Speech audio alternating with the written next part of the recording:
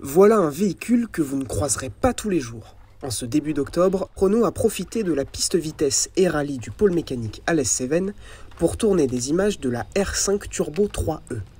Un bolide 100% électrique de 555 chevaux pour 1450 kg, abattant le 0 à 100 en 3 secondes 5, qui a été conçu par l'entreprise alésienne CMR.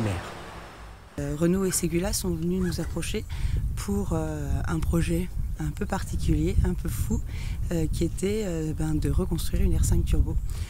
Comme à l'époque, avec un cahier des charges assez précis, il faut faire 2 tours du Nürburgring et gagner le record absolu de vitesse. Un défi de taille que l'entreprise, aux 22 salariés, a relevé en un peu plus d'1 an et demi. On a été à l'initiative de tout ce qui est conception, donc à partir des pages du design. En fait, le design nous dit la voiture elle doit ressembler à ça.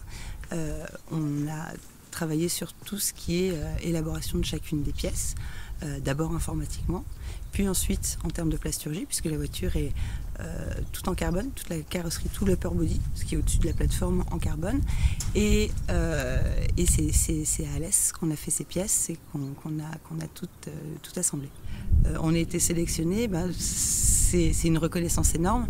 Alors pas que pour moi et mon mari, mais surtout aussi pour tout le territoire et pour tous ceux qui nous ont accompagnés, puisqu'on a travaillé avec énormément de personnes de l'agglo, que ce soit sur des études matériaux à l'école des mines, que ce soit sur de la sellerie pour faire des tapis ou pour faire tout ce qui est Alcantara à l'intérieur de la voiture, mais aussi beaucoup de freelance qui sont venus nous donner un coup de main quand il y avait besoin sur telle ou telle compétence.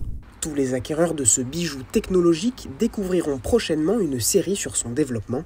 Le pôle mécanique devrait donc y occuper une place de choix et bénéficier d'une visibilité mondiale. C'est surtout, je pense, l'occasion pour nous de faire découvrir le territoire et nos infrastructures ainsi que toutes les compétences locales.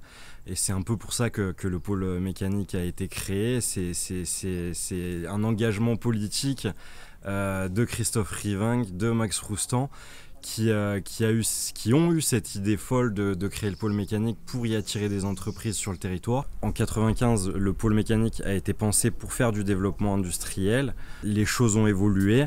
Aujourd'hui, l'arrivée de nouvelles formes de mobilité et de technologie nous permettent de nous repositionner sur le projet initial de 1995. Un rayonnement non négligeable qui devrait être amené à se répéter. En effet, l'homologation du circuit pour faire rouler des véhicules électriques 24 heures sur 24 représente aujourd'hui un véritable avantage pour les entreprises souhaitant développer leurs projets.